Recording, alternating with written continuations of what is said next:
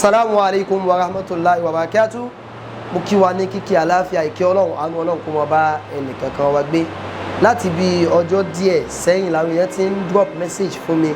Àwọn èèyàn ti ń pè mí lórí ọ̀rọ̀ ìkan lára àwọn sister wa èyí tí wọ́n ń dá àwọn èèyàn lẹ́kọ̀ọ́ nípa sex.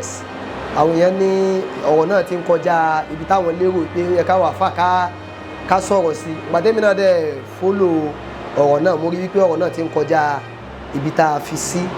Àwọn èèyàn ti ń ṣe pé sister wa yìí náà ti ń sọ̀rọ̀ padà. Àkọ́kọ́ náà Ànábì wa Muhammad sallallahu alayhi wa sallam, Ànábì ní ma bu'istu la'anan, ó ní wọn ò gbé mi dìde lẹ́ni tí wọ́n wá ṣe pé. Èyí túmọ̀ yìí pé tànábì ni kó tó àwọn èèyàn sọ́nà. Ànábì kì í ṣe ẹni tí máa ń ṣe pé. Àǹtí wa, sister wa, èyí tí Ọlọ́run ní kẹ́yìn dìmú yẹn, sex education feed ni. A dẹ̀ lè sọ pé kò sí nǹkan kan bẹ́ẹ̀, nǹkan wà bẹ́ẹ̀, nítorí àmọyelé ni sex ti dàrú. Tó dẹ̀ jẹ́ pé ọkọ àtìyàwó ọ̀tọ̀ ni ẹjọ́ tí wọ́n wò níta, àmọ́ tí ń dalé wọn wò gan ni sex. Ara àwọn míì tó jẹ́ pé feed táwọn dìmú ni ọ̀rọ̀ nípa ẹranko. Ara àwọn míì tó jẹ́ pé feed tí wọ́n dìmú ni ọ̀rọ̀ nípa oúnjẹ. Ara àwọn míì tó jẹ́ pé feed tí wọ́n dìmú ni ọ̀rọ̀ nípa bó la ṣe ń múra. Èyí túmọ̀ yìí pé a gbọ́dọ̀ sọ pé kí ni ó ń ṣe, ó ń sọ̀rọ̀ nípa sex, a gbọ́dọ̀ fi ọwọ́ yẹpẹrẹ ọ̀rọ̀ sex. A rí àwọn sàhábà ridwanullahi alayhim tó jẹ́ pé ọ̀rọ̀ tó ń dìmú ni ọ̀rọ̀ fìtínà, wípé Ànábì sọ̀rọ̀ pa nǹkan báyìí ó ṣẹlẹ̀ nígbẹ̀yìn ayé, nǹkan báyìí ó ṣẹlẹ̀ nígbẹ̀yìn ayé. Adẹ̀rí mi tó jẹ́ pé ọ̀rọ̀ tó ń dìmú ni ọ̀rọ̀ ogun.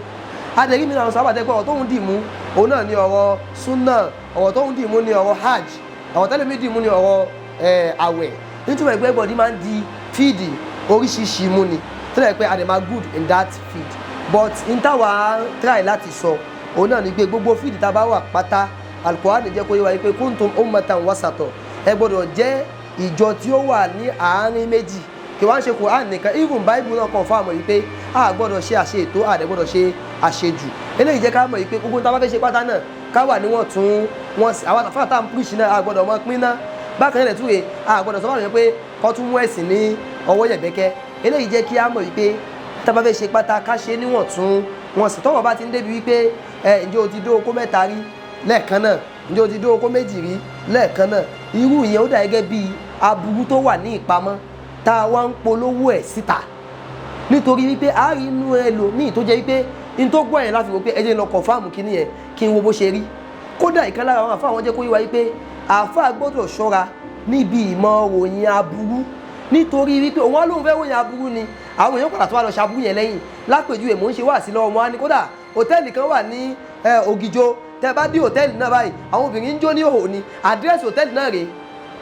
In tí mo ṣe yẹn mo ti ṣe mistake, because bí mo ṣe dárúkọ àdírẹ́sì hòtẹ́ẹ̀lì yẹn a máa rí ẹnìkan ní àwọn tó ń wo program mi tó ń wá padà lọ sí hòtẹ́ẹ̀lì yẹn, èmi dẹ̀ ni mo júwe hòtẹ́ẹ̀lì yẹn fún un. Ló fi jẹ́ pé tí nǹkan bá wà ní kọ̀kọ̀ tó jẹ́ nǹkan aburú, ẹ má tún júwe ẹ̀ débi pé ẹ padà wá gbé sí gbangba. Àǹtí wa a appreciate wípé ẹ̀yin náà ń gbìyànjú láti kọ́ àwọn èèyàn lẹ́kọ̀ọ́ nípa sex pé ok o ọkọ ẹ ṣe báyìí. Kódà mo ti wo fídíò àǹtí yìí rí tó jẹ́ pé wọ́n ń sọ̀rọ̀ nípa obìnrin tó ń yálè, wọ́n dẹ̀ sọ àwọn point tó wà very reasonable tí mo dẹ̀ pé yes ẹni yìí ó tún dá àwọn èèyàn ní ẹ̀kọ́ lábẹ́ báyìí. Àmọ́ lábẹ́ bẹ́ẹ̀ náà rè ká mọ̀ lábẹ́ ká ṣe quiz pé àwọn èèyàn ń comment, àwọn èèyàn ń gbádùn ẹ̀, ká máa post àwọn nǹkan tó máa jẹ́ ìbàjẹ́. Ǹjẹ́ o ti bá ìyàwó ọ̀gá rẹ sùn rí? Ǹjẹ́ o ti bá landlady rẹ sùn rí?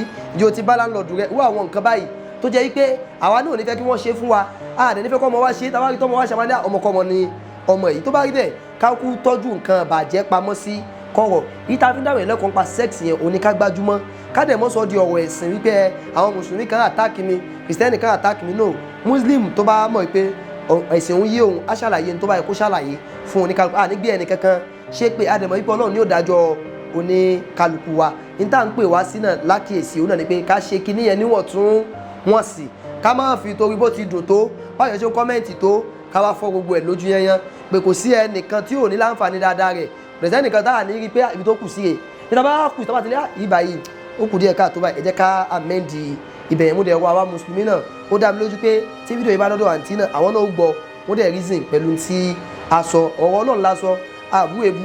Bákan náà dẹ̀ ré àwa táwa náà dẹ̀ ń wò pé ẹja bú ebu ká jà ká ṣe pé Ọlọ́run ò ṣe é gbìjà báwọn, ẹ jẹ́ ká mú ní ìwọ̀ntúnwọ̀nsì. Tá a bá ṣe ìwọ̀ntúnwọ̀nsì àwa gan lè sọ pé masha Allah ẹ jẹ́ àwọn nǹkan tẹ́ni yìí sọ, because education lòun náà pé sex education nǹkan mi wà tẹ́ pé a lè kéénu Kùránì, a lè kéénu àdìsá lè kọ́ pé ẹni dẹ̀ sọ báyìí kódà nǹkan mi wà tẹ́ pé ìyàwó pé mo dẹ̀ mọ̀ tó dẹ̀ pé o ò mọ̀ ọ́n ló mọ iye ọkọ tẹ́ pé ìyàwó ẹ̀ máa pe pé ó yá ni ó ti rẹ̀ mí jàre mi ò ráyè jàre tẹ́ pé bí àwọn prógrámù àwọn nípa sex education ẹ̀ bẹ́ẹ̀ ló ti padà gba ẹ̀kọ́ wípé kí n sọ no fún obìnrin o àdìsí tẹ́lómi ń ká àdìsí obìnrin pé obìnrin gbọ́dọ̀ sọ no ni ṣé ọkùnrin lẹ́tọ̀ọ́ àti sọ no ó lè má mọ̀ tẹ́ pé bí àwọn fídíò yìí náà ló ti máa mọ̀ bí ká wá ṣe níwọ̀ntúnwọ̀nsì káde mọ́ gbogbo wa ṣe pé bákan náà dẹ̀ káde mọ́ nílẹ́mi pé bí a gbogbo muslims lápapọ̀ onífìtínà ni à ń ṣe onífìtínà tá a bá ti rí ntẹ́mi wá kọ̀ àmọ́ ń jáde láti wá kọ́ ni kí Ọlọ́run bá ta'ala kó fọ oníkálukú àmọ́ subhana rabbika rabbil izzati amma yasifun wassalamu ala al-mursalin walhamdulillahi rabbil alamin.